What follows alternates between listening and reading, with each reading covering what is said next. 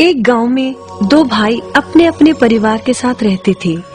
एक भाई अमीर था तो दूसरा गरीब।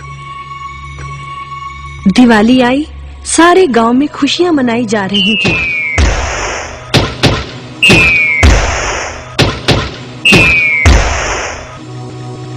परंतु छोटे भाई के पास तो खाने लायक भी कुछ नहीं था। वह बड़े भाई के पास मदद मांगने गया। बड़े भाई ने दुत्कार कर बैरंग वापस भेज दिया। बेचारा उदास लौट रहा था कि रास्ते में एक बूढ़ा दिखाई दिया। बूढ़े के पास लकड़ियों का एक बड़ा सा गट्ठर था। बूढ़े ने उससे पूछा, क्या बात है बेटे, बहुत उदास हो? दिवाली पर तो खुश होना चाहिए। काहे की दिवाली ताऊ, मेरे भाई ने भी मेरी मदद नहीं की। मेरा परिवार भूखों मर रहा है और मैं कुछ नहीं कर पा रहा। यदि तुम मेरी मदद करो, इन लकड़ियों के गट्ठर को मेरे घर पहुंचा दो, तो मैं तुम्हें जो दूंगा उससे तुम अमीर हो जाओगे। छोटा बूढ़े के पीछे चलता हुआ लकड़ियों के गट्ठर को उसके घर छोड़ आया। बूढ़े ने छोटे को एक मालपुआ दिया और बोला, जंगल में जाना, एक जगह अजीब तरह के 3 पेड़ तुम्हें दिखेंगे, जिसके पास एक चट्टान होगी।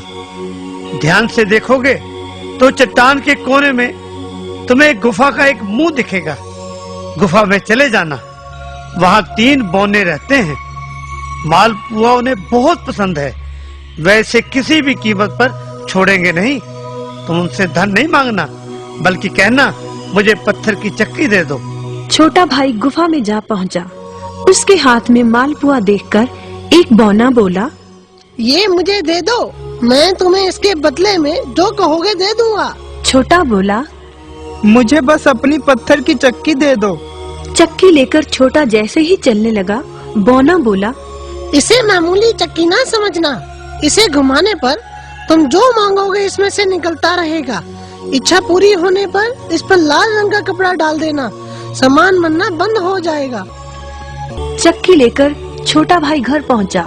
पत्नी और बच्चे भूखे थे। उसने कहा, यहाँ पर एक कपड़ा बिछाओ। कपड़ा बिछाकर चक्की उसके ऊपर एक किनारे रखकर छोटे ने चक्की चलाई और बोला, चक्की चक्की चावल निकाल।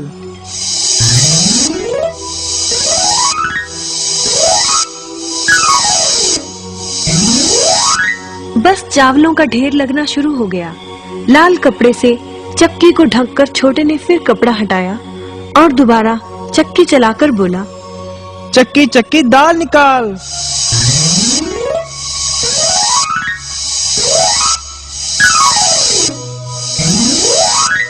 ढेरों दाल निकलती रही। थोड़ी देर बाद छोटे ने चक्की को ढक दिया। दाल चावल बनाकर सबने अपना पेट भरा। रात सबने चैन की नींद ली। बचे हुए ढेरों चावल और दाल को लादकर छोटा अगले दिन बाजार में बेच आया। वापस आकर उसने फिर वही क्रम अपनाया और इस बार ढेरों गेहूं, चावल, भिन्न भिन्न दालें चक्की की मदद से निकाली और बेचकर ढेरों पैसे कमा आया। दिनों में ही वह अपने भाई से भी ज्यादा अमीर हो गया। चक्की की मदद से कभी घी, कभी तेल, कभी नमक, कभी मसाले, कभी बादाम, कपास, जो चाहे उसे प्राप्त होता रहता था। बड़ा भाई उसकी खुशहाली से जलने लगा। उसने सोचा, चंद दिनों पहले तो ये भूखों मर रहा था, अब इसके हाथ क्या लगा जो ये मुझसे भी ज्यादा धनी हो गया है। एक रात चुपचाप वह छोटे के घर में छुप गया।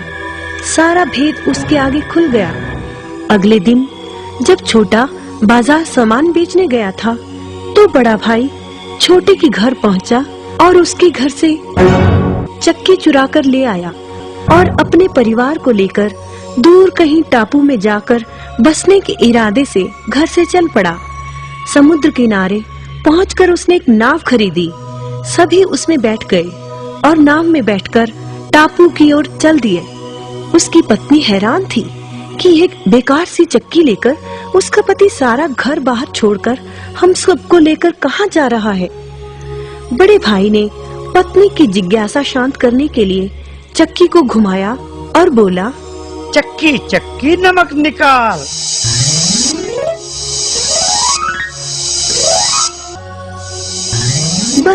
फिर क्या था, नमक का ढेर नाव में लगना शुरू हो गया और नाव डूबने लगी। बड़े भाई को चक्की बंद करने का उपाय तो पता नहीं था। उन सब की जल समाधि बन गई। सभी चक्की समेत समुद्र में डूब गए। कहते हैं कि चक्की अब भी घूम रही है, तभी तो समुद्र का पानी खारा है।